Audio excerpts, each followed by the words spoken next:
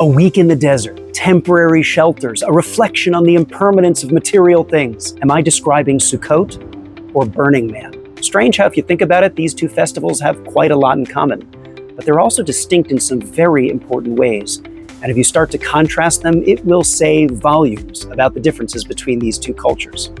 Here's the Mensch Sense take. Okay, let's start with the fun one, Sukkot. No, I'm not that naive. Burning Man is, after all, one crazy week-long party. But it's more than that. It's described as an impermanent city of 80,000 people who have some very specific values. There is the principle of radical self-reliance. You need to be responsible for bringing what you'll need out there. And in the middle of a vast desert that's scorching during the day and freezing at night, it makes the whole week of hedonism image a little bit more realistic. You need to earn your fun out there. Interestingly, Sukkot demands its own kind of preparation and self-reliance.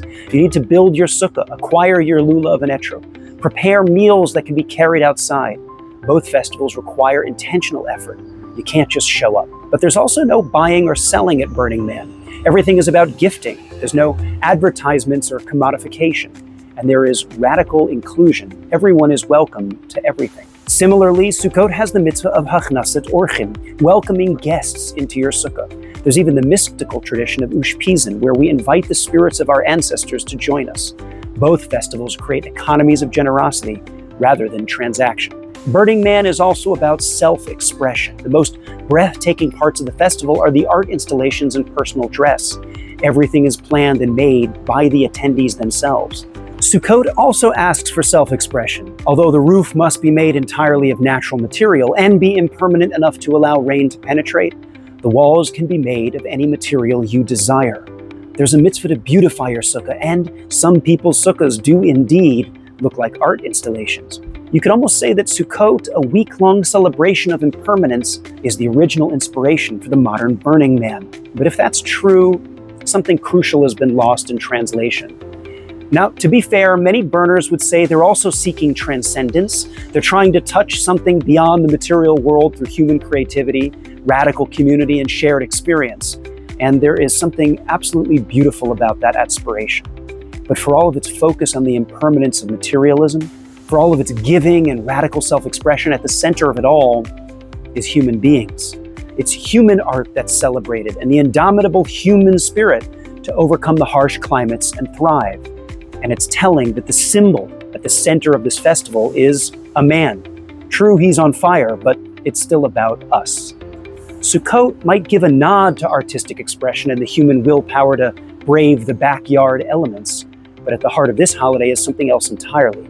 It's the fact that we turn upwards to our flimsy roofs, and we remind ourselves that it's not we who are in control, it's God. The sukkah huts are commemorations of a time when the Israelites were absolutely helpless, and their sole means of survival was simply faith that God would provide them with food and shelter.